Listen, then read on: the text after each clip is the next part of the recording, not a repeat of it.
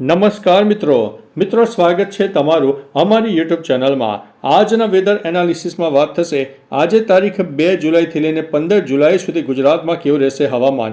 આવનારા દિવસોમાં મિત્રો શું વરસાદની શક્યતા છે, ક્યાં વરસાદની શક્યતા વધુ રહેલી છે અને ભારેથી અતિ ભારે વરસાદ કયા વિસ્તારોમાં થઈ શકે છે, તમામ પ્રકારની માહિતી આ એક વિડીયોમાં તમને મળી જવાની છે। પ્રથમ વાત કરીએ તો મિત્રો રાજ્યમાં આગામી સપ્તાહમાં ભારેથી અતિ ભારે વરસાદની શક્યતા હવામાન વિભાગે વ્યક્ત કરી છે। વિવિધ સ્થળો ઉપર એનડીઆરએફ અને એસડીઆરએફની 32 ટીમો પણ મિત્રો તૈનાત કરી દેવામાં આવી છે। 21 જળાશયોને હાઈ એલર્ટ ઉપર રાખવામાં આવ્યા છે, જ્યારે નખત્રાણાનો મહત્વનું છે કે ગત 16 જૂનથી રાજ્યમાં થયેલી ચોમાસાની એન્ટ્રી બાદ એકંદરે તમામ જિલ્લામાં મેઘરાજાએ હાજરી પુરાવી દીધી છે। મેઘરાજા ક્યાંક ધોધમાર તો ક્યાંક ધીમી ધારે હેત વરસાવી રહ્યા છે। હાલ દક્ષિણ ગુજરાતમાં મિત્રો અપર એર સાયક્લોનિક સિસ્ટમ સક્રિય થઈ છે, જેના કારણે વરસાદ વરસી રહ્યો છે। રાજ્યમાં આગામી સપ્તાહમાં પણ ભારેથી અતિ ભારે વરસાદની શક્યતા વર્ણવવામાં આવી છે, એટલે મિત્રો થોડા સાવચેત રહેજો, એલર્ટ રહેજો। હવે મિત્રો આજે તારીખ 2 જુલાઈ છે, તો 2 જુલાઈના રોજ ક્યાં વરસાદનું યલો એલર્ટ આપવામાં આવ્યું છે તેની ચર્ચા કરીશું। હવામાન વિભાગના જણાવ્યા પ્રમાણે આજે રાજ્યના વિવિધ ભાગોમાં ગાજવીજ સાથે વરસાદ પડવાની સંભાવના છે। ખાસ કરીને આજે સાબરકાંઠા, અરવલ્લી, મહીસાગર, દાહોદ, પંચમહાલ, છોટાઉદેપુર, વડોદરા, ભરૂચ, નર્મદા, સુરત, તાપી, ડાંગ, નવસારી, વલસાડ, દમણ અને દાદરાનગર હવેલી, અમરેલી અને ભાવનગરમાં મિત્રો ભારે વરસાદ થઈ શકે તેવી સંભાવના આપવામાં આવી છે અને યલો એલર્ટ પણ આપી દેવામાં આવ્યું છે। ત્યારે મિત્રો એક સેટેલાઇટ બેઝના માધ્યમ અને હવામાન વિભાગના વેધર ચાર્ટના આધારે તમે જોઈ શકો છો કે ગુજરાતના કયા વિસ્તારમાં યલો એલર્ટ આપવામાં આવ્યું છે।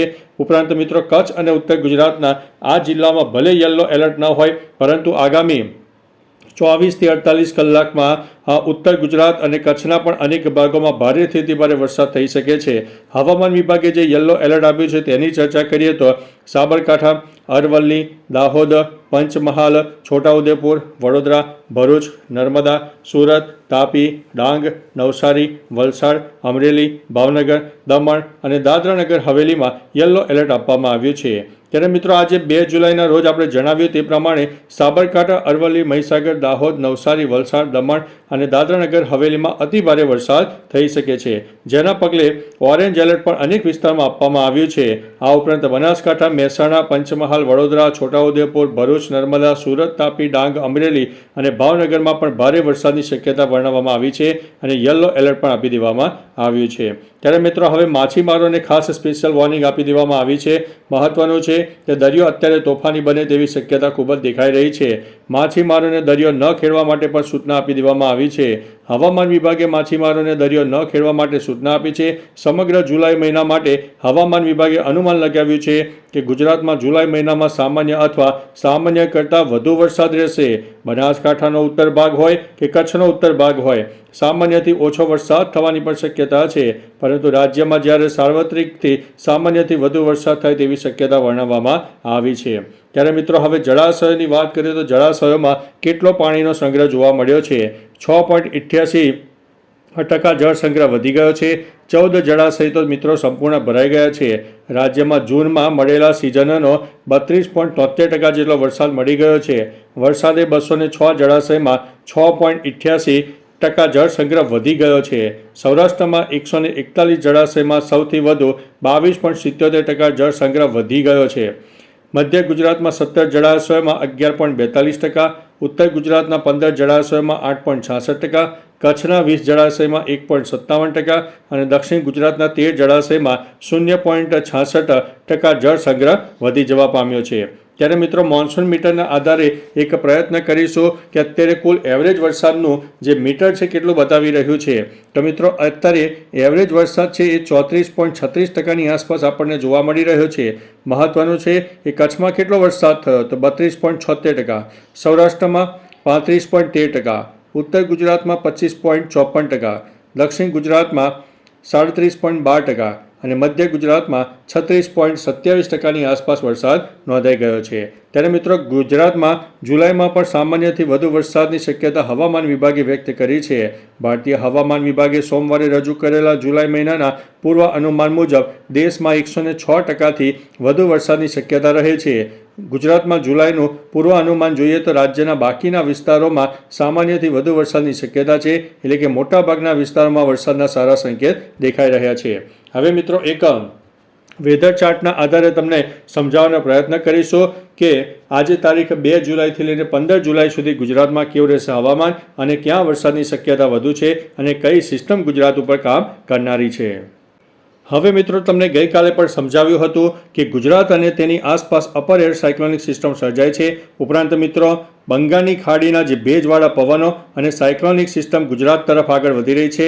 મધ્ય ભારત અત્યારે એક્ટિવ રહેવાનો છે, જેના ભાગરૂપે થઈને રાજસ્થાન સહિત મધ્ય ભારતના અનેક ભાગોમાં વરસાદની શક્યતા છે, જેના કારણે થઈને મિત્રો 7 અને 8 જુલાઈ સુધીમાં ઉત્તર ગુજરાતના અનેક ભાગોમાં મેઘતાંડવ થાય, જેમાં 1 ઇંચથી લઈને 8 ઇંચથી વધુ વરસાદ ફક્ત એક જ દિવસમાં નોંધાઈ જાય તેવી શક્યતા છે. કારણ કે બેક ટુ બેક મિત્રો સાયક્લોનિક સિસ્ટમ આપણને મળવાના છે અને તે ગુજરાત તરફ આગળ વધશે. બીજી તરફ મિત્રો દક્ષિણ ગુજરાતથી લઈને કેરળ સુધીની વરસાદની ટફ રેખાનું જે લાંબા ગાળાની ટફ રેખા છે આપણને જોવા મળનારી છે અને દક્ષિણ ગુજરાતમાં પણ છૂટો છવાયો વરસાદ ચાલુ રહેશે. અરબી સમુદ્રના ભેજવાળા પવનો હોય, બંગાળની ખાડીના ભેજવાળા પવનો હોય અને ઉત્તર ભારતના ઉત્તરી પટ્ટામાં એક સામાન્ય વેસ્ટર્ન ડિસ્ટર્બન્સ હોય અને પાકિસ્તાન તરફ પણ એક સાયક્લોનિક સિસ્ટમ સર્જાશે, મધ્ય ભારત તરફ સાયક્લોનિક સિસ્ટમ સર્જાશે અને બંગાળની ખાડીમાં પણ એક સાયક્લોનિક સિસ્ટમ સર્જાશે. ઉપરાંત ઉત્તર ભારતના અનેક વિસ્તારમાં એક લો પ્રેશરની ટફ રેખા પણ જોવા મળનારી છે. એ તમામ પ્રકારના પરિબળો એવા છે કે મધ્ય ભારતને સૌથી વધારે એક્ટિવ રાખશે અને સાયક્લોનિક સિસ્ટમ વધુને વધુ મજબૂત થશે. રાજસ્થાનના અનેક ભાગોમાં પણ 1 થી લઈને 8 ઇંચ સુધીના વરસાદ આગામી 4 દિવસમાં થઈ જાય તો નવાઈની વાત નહીં. હવે મિત્રો તારીખ પ્રમાણે તમને રેઇન બેઝ ફોર્મેશનના માધ્યમથી તમામ પ્રકારની માહિતી આપતા રહીશું. આ તમે સેટેલાઇટ ઇમેજ જોયું એ મિત્રો 2 તારીખનું છે. 2 તારીખે ઉત્તર ગુજરાતના અનેક ભાગોમાં વરસાદની શક્યતા રહેલી છે. બીજી તરફ મિત્રો આગામી 3 તારીખથી આ જે વરસાદનું જોર છે એ વરસાદનું જોર પણ મિત્રો વધવાનું છે. રાજસ્થાનના અનેક ભાગો હોય, ઉત્તર ગુજરાતના ભાગો હોય, ઉપરાંત ગુજરાતનો પૂર્વ તરફનો વિસ્તાર છે તેમાં પણ ધીમે ધીમે વરસાદની શક્યતા વધુ રહે છે. ભલે સેટેલાઇટ બેઝના માધ્યમથી તમને ક્લાઉડ બેઝ ફોર્મેશન ન દેખાય, પરંતુ મિત્રો ગુજરાતમાં આગામી 24 જ કલાકમાં વરસાદની તીવ્રતામાં નોંધપાત્ર વધારો થશે. મધ્ય ગુજરાત, સૌરાષ્ટ્ર અને દક્ષિણ ગુજરાતમાં થોડો ઘણો વરસાદ ઓછો થાય, પરંતુ ગુજરાતનો પૂર્વ તરફનો વિસ્તાર હોય, ઉત્તર ગુજરાત અને કચ્છના અનેક ભાગોમાં 3 થી 4 દિવસ મેઘતાંડવ થાય તેવી શક્યતા છે. બીજી તરફ મિત્રો આગામી 6 તારીખની આસપાસ ફરીથી મજબૂત સાયક્લોનિક સિસ્ટમ સર્જાશે. મોટા ગાળાનું સાયક્લોનિક સિસ્ટમ છે, તેનો ઘેરાવો પણ મોટો હશે અને તે ગુજરાતના અનેક ભાગોને આવરી લેશે અને ગુજરાતમાં એક જોરદાર વરસાદની શક્યતા રહે છે. તારીખ 7 તારીખની આસપાસ તો મિત્રો એવું મેઘતાંડવ થશે કે જોરદાર વરસાદ થાય, જેમાં અનેક વિસ્તારમાં ઘણો બધો વરસાદ, ધોધમાર વરસાદ અને પૂરની પરિસ્થિતિનું નિર્માણ થાય. બીજી તરફ મિત્રો 8 તારીખની આસપાસ પણ આ જે સિસ્ટમ છે વધુને વધુ સક્રિય બનતી જણાય. તેની આંખ કહી શકાય કે આંખ પણ મજબૂત બની રહી છે, કારણ કે ભેજવાળા પવનો વધારે મળી રહ્યા છે. તેના લીધે તેને લો ક્લાઉડ ફોર્મેશન અને વરસાદની નવી ને નવી સિસ્ટમ પણ સક્રિય થઈ રહી છે. તમે જોઈ શકો છો કે 9 તારીખની આસપાસ ગુજરાતના મોટાભાગના વિસ્તારો, જેમાં 50 થી 60% વિસ્તારમાં આ જે સિસ્ટમ છે તેની અસર જોવા મળનારી છે. એટલે મિત્રો મહત્વનું છે કે તારીખ 8, 9 અને 10 તારીખ સુધીમાં ગુજરાતમાં એક સાર્વત્રિક વરસાદનો માહોલ સર્જાશે. કચ્છમાં અને ઉત્તર ગુજરાતમાં જે વરસાદનું પ્રમાણ ઓછું છે તેની ટકાવારી પણ ક્રમશઃ વધે તેવી શક્યતા છે. અત્યારે મિત્રો ગુજરાતમાં એવરેજ વરસાદનું પ્રમાણ 32 અને 34% આસપાસ ચાલી રહ્યું છે, પરંતુ આગામી 15 જુલાઈ સુધીમાં આ જે વરસાદનું પ્રમાણ છે તે મિત્રો 50% સુધી એવરેજ વરસાદનું પ્રમાણ પહોંચી જાય તેવી શક્યતા હાલ દેખાઈ રહી છે. કારણ કે જે પ્રમાણે સિસ્ટમો સક્રિય થઈ રહી છે તે પ્રમાણે વરસાદ પણ આવે તેવી શક્યતા દેખાઈ રહી છે. થંડરસ્ટોર્મ એક્ટિવિટી હોય, વીજળીના કડાકા ભડાકા હોય, અનેક પરિબળો એવા છે જે કે ગુજરાતમાં સાર્વત્રિક વરસાદ આપશે અને તારીખ 15 જુલાઈ સુધીમાં તો વરસાદ આપણને મળવાનો છે.